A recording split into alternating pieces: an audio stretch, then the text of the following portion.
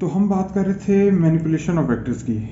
अभी हमारे पास एक एग्जांपल है जिसमें हमारे पास दो फोर्स वेक्टर्स हैं, एक 200 न्यूटन, एक 300 न्यूटन। इन दोनों की डायरेक्शंस भी आपके सामने डिफाइंड है। इन दोनों फोर्सेस का रिजल्टेंट हम फाइंड करना चाह रहे हैं। तो रिजल्टेंट जब फाइंड करना होता है तो हम दो वेक्टर्स को सिंपली ऐड करते हैं। अब ऐड करने के मैंने आपको दो मेथड्स बताए थे, एक हम कंपोनेंट्स के ज़रिए कर सकते हैं जो कि अलजेब्रिक मेथड होता है, और दूसरा हम कर सकते हैं हेड टू टेल रूल के ज़रिए जो कि ग्राफिकल मेथड है। उसके लिए हमें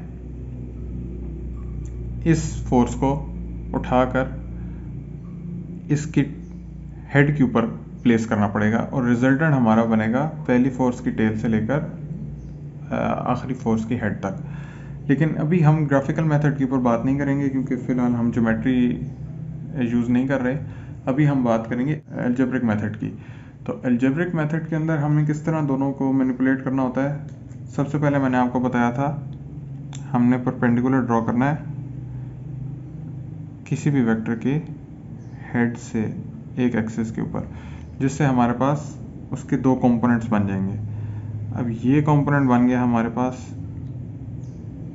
F1 का x कंपोनेंट और ये कंपोनेंट बन गया हमारे पास F1 का y कंपोनेंट। ये कंपोनेंट हमारे पास बन गया है F2 का x कंपोनेंट और ये कंपोनेंट हमारे पास बन गया है F2 का y कंपोनेंट।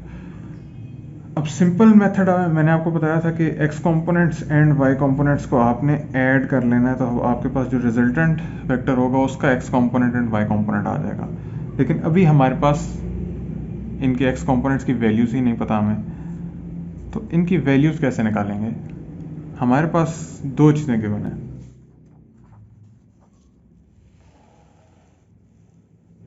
एक हमारे पास गिवन है, पहले बात कर लेते हैं फर्स्ट वेक्टर की जिसका हमें मैग्नीट्यूड पता था,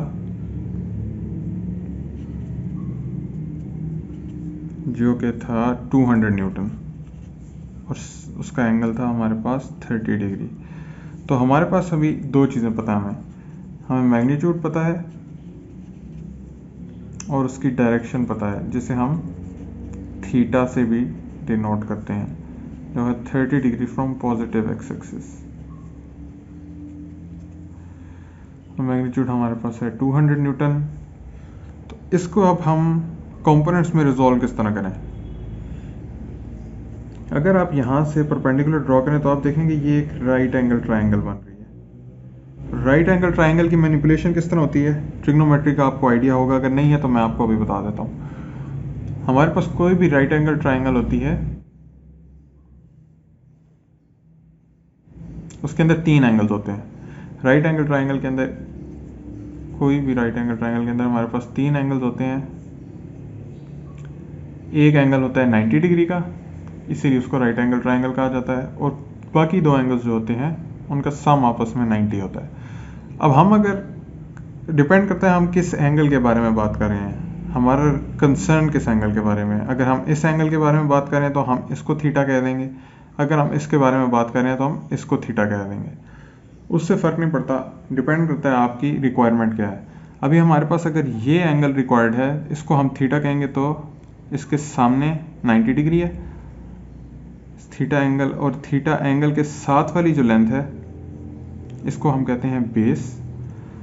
थीटा के ऑपोजिट वाली जो लेंथ होती है उसको हम कहते हैं परपेंडिकुलर, और जो लॉन्गेस्ट साइड होती है उसको हम कहते हैं हाइपोटेन्यूज। अब पाइथागोरस थ्योरम अगर आपको पता है तो आपको पता है पाइथागोरस थ्योरम क्या कहता है कि हमारे पास हाइपोटेन्यूज का square is equal to base का स्क्वायर प्लस परपेंडिकुलर का स्क्वायर। अब हमें अगर इन दोनों में से कोई एक वैल्यू पता है और हमें हाइपोटेन्यूज पता है तो हम दूसरी वैल्यू निकाल सकते हैं इस इक्वेशन से। लेकिन इस केस में हमारे पास दोनों चीज़ें नहीं पता, लेकिन एंगल हमें पता है। तो ट्रिग्नोमेट्री को यूज़ करते हुए हमें पता है कि जो हाइपोटेन्यूज होता है, आपने वो मशहूर सेंटेंस याद किया हुआ होगा, some people have curly brown hair through proper brushing. तो सम पीपल हैव मतलब, अगर नहीं याद तो मैं आपको भी याद करवा देता हूँ। अब मैंने ये कैसे लिखा है, सम पीपल हैव, यानी कि साइन ऑफ थीटा जिस एंगल की हम बात कर रहे हैं is equal to perpendicular divided by hypotenuse. अब हमारे केस में क्या है, हमारे केस में परपेंडिकुलर है ये जो कि है f1 ऑफ x y, और हाइपोटेन्यूज क्या है 200 न्यूटन। तो sine of theta is equal to f1 of y over 200। यहाँ से आप देख सकते हैं कि हमारे पास थीटा की वैल्यू भी पता है, साइन ऑफ थीटा भी कैलकुलेट कर लेंगे हम, हमारे पास 200 भी है, तो हमारे पास क्या आ जाएगा fy। तो fy हमारे पास कहाँ से आएगा, 200 टाइम्स साइन ऑफ 30 डिग्री, जो कि हमारे पास आ जाता है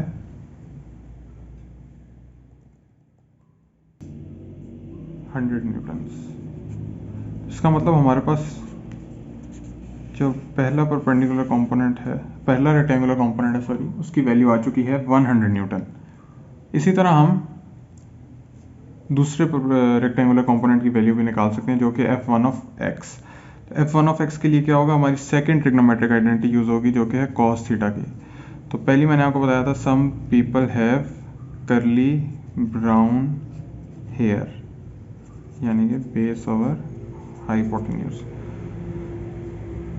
cos of 30 degree is equal to f1 of x divided by 200। यहाँ से हमारे पास f1 ऑफ x की वैल्यू आ जाएगी अराउंड 173.2 न्यूटन्स।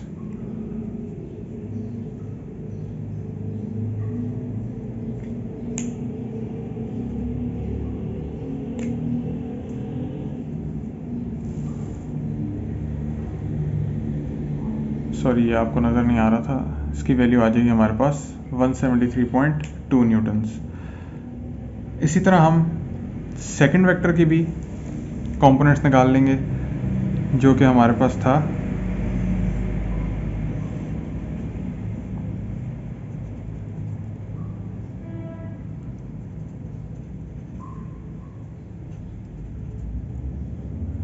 हमारे पास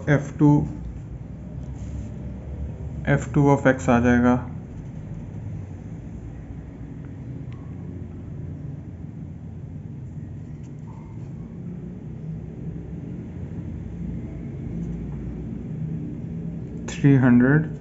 cos 45, और f2 ऑफ y आ जाएगा हमारे पास 300 sin 45। उनकी वैल्यूज हमारे पास आ जाएंगी 150 Newton and 150 Newton correspondingly.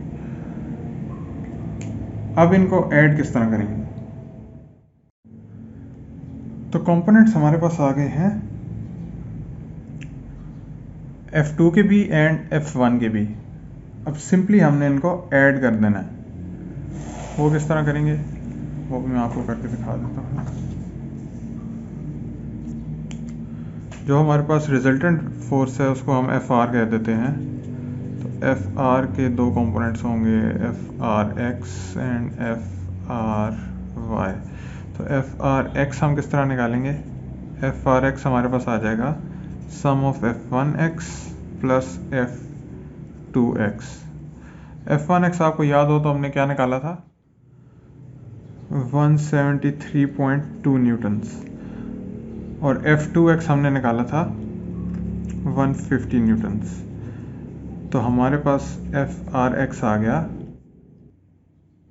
323.2 Newton's. ये हमारे पास आ गई FRX की वैल्यू। इसी तरीके से हम FRY भी कैलकुलेट कर सकते हैं जो कि हमारे पास आ जाएगा F1Y प्लस F2Y। F1Y की वैल्यू आपको याद है हमारे पास थी 100 न्यूटन्स और F2Y की थी 150 न्यूटन। तो ये हमारे पास सिंपली आ गया 250 न्यूटन्स। अब हमने इसको ऐड किस तरह करना है, ग्राफिकली अगर हम ड्रॉ करना चाहें तो वो हम सिंपली ड्रॉ कर सकते हैं। ये हमारे पास कोऑर्डिनेट एक्सिस हैं, ये हमारे पास y एक्सिस, नेगेटिव साइड है, ये हमारे पास वाई एक्सिस की पॉजिटिव साइड है, ये हमारे पास पॉजिटिव एक्स है, ये हमारे पास नेगेटिव एक्स है, ये हमारे पास ओरिजिन है। तो अगर हम बात करें, ये हमारे पास 100 यूनिट्स हैं, ये 200 यूनिट्स हैं, ये 300 यूनिट्स हैं। इसी तरह यहाँ पर हम कहें, ये मैं रफ आइडिया आपको दे रहा हूँ, 100, 200 और 300।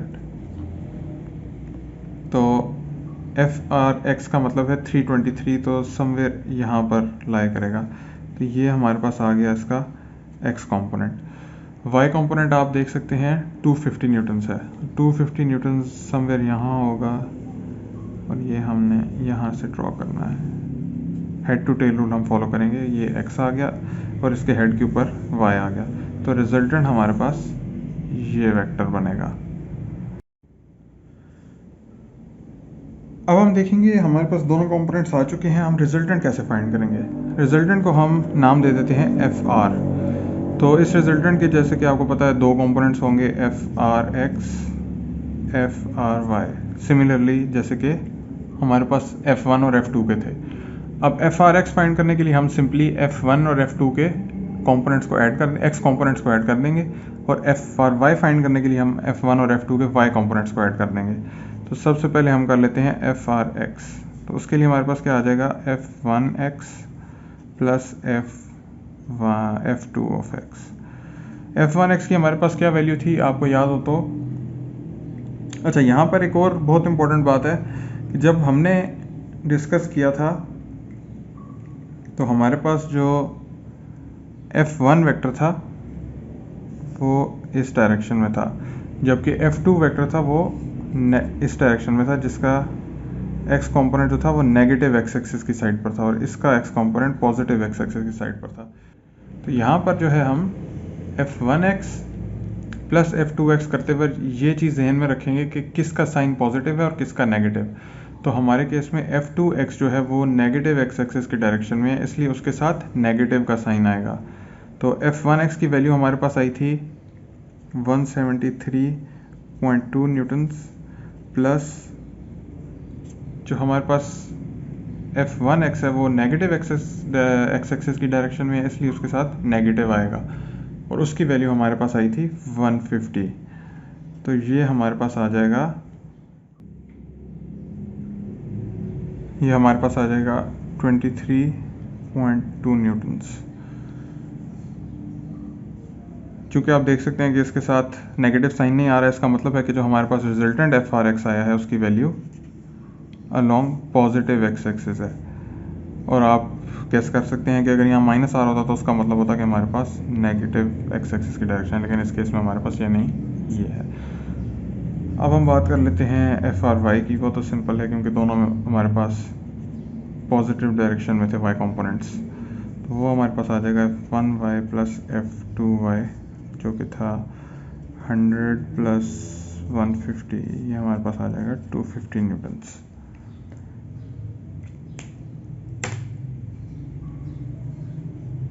तो अब हमारे पास एफ आर जो है आ चुका है, जिसके कंपोनेंट्स हैं 23.2 न्यूटन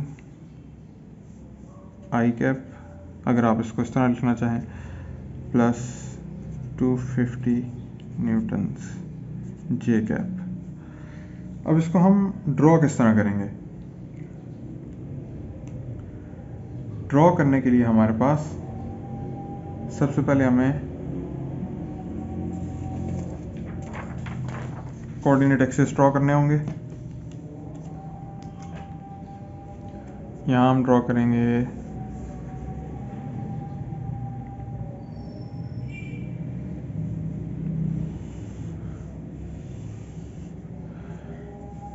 इसके ऊपर हम ड्रॉ करेंगे, इसके पहले स्केलिंग कर लेते हैं हम। इसको कह देते हैं 100, इसको कह देते हैं 200, इसको कह देते हैं 300 एंड सो ऑन। ये हमारे पास एक्स एक्सिस है, ये वाई एक्सिस है, ये 100 है, ये 200 है, ये 300 है, ये 50 हो गया, ये 150 हो गया, ये 250 हो गया। तो हमारे पास एफ आर के जो कंपोनेंट्स थे, एफ आर एक्स जो था वो हमारा एक्स एक्सिस के अलॉन्ग है क्योंकि, तो उसकी वैल्यू हमारे पास आई थी 23.2। तो 23.2 समवेयर हेयर यहाँ तक होगा। तो हमारा एक्स एक्सिस का कंपोनेंट जो है या एफ आर एक्स जो है वो हमारे पास बहुत छोटा है। एफ आर वाई जो था उसकी वैल्यू हमारे पास आई थी 250 न्यूटन, जो कि अराउंड यहाँ तक होगी। तो अगर हम इसको ड्रॉ करें तो ये बनेगा। तो रिजल्टेंट हमारे पास जो बनेगा वो ये बनेगा। ये मैंने कोशिश की है सही बन जाए। तो ये हमारे पास जो आ रहा है ये वेक्टर, ये है एफ आर। अब अगर हम इसका एंगल फाइंड करना चाहें कि इसका एंगल कितना है एक्स एक्सिस के साथ, जिस तरह के हमें क्वेश्चन के अंदर एंगल दिया गया था, तो वो निकालने का तरीका है, मैं आपको बता दिया था, some people have curly brown hair through proper brushing. अब उसकी इसका एंगल निकालने का जो हमारे पास तरीका है वो आएगा हमारे पास tan थीटा से। वैसे तो आप साइन कॉस से भी निकाल सकते हैं, लेकिन उसके लिए आपको हाइपोटेन्यूज की वैल्यू पता होनी चाहिए, जो कि हमें वैसे तो पता है इस केस में, लेकिन मैं आपको tan थीटा से करके दिखा देता हूँ। तो परपेंडिकुलर ओवर बेस, तो tan theta is equal to perpendicular की वैल्यू आपको पता है हमारे पास क्या है। परपेंडिकुलर हमारे पास एफ आर वाई था और बेस जो थी हमारे पास एफ आर एक्स थी। तो परपेंडिकुलर की वैल्यू हमारे पास है 250 डिवाइडेड बाय बेस की वैल्यू थी हमारे पास 23.2, जिसकी वैल्यू आ जाएगी अराउंड 10.77। तो ये आ गया हमारे पास tangent of theta is equal to 10.77। तो यहाँ से थीटा निकालने के लिए हम दोनों साइड्स पर टेंजेंट इनवर्स लेंगे। यहाँ से हमारे पास टेंजेंट ख़त्म हो जाएगा और यहाँ आ जाएगा टेंजेंट इनवर्स ऑफ 10.77। तो इसकी वैल्यू जब आप कैलकुलेटर से निकालते हैं तो ये आती है हमारे पास अराउंड 84.6 डिग्रीज। आप देख सकते हैं ये काफ़ी स्टीप एंगल बन रहा था, तो अगर हम ड्रॉ करें तो हमारे पास 84.6 डिग्रीज 90 से थोड़ा कम इसी तरफ बनेगा। अब इसका मैग्नीट्यूड हमारे पास कहाँ से आएगा? एफ आर का मैग्नीट्यूड अभी तक हमारे पास नहीं आया। तो एफ आर का मैग्नीट्यूड हमारे पास आएगा F R square is equal to F R X का square plus F R Y का स्क्वायर। ये कहाँ से है? पाइथागोरस थ्योरम से। इसके अंदर आप वैल्यूज पुट करेंगे तो हमारे पास एफ आर की वैल्यू आ जाएगी, जो कि होगी हमारे पास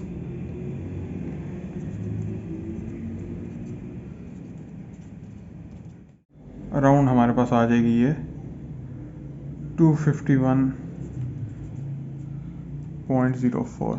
तो हमारे पास अब दोनों चीज़ें आ चुकी हैं, एफ आर की वैल्यू 251.04 न्यूटन्स एंड उसकी डायरेक्शन जो कि है 84.6 डिग्रीज।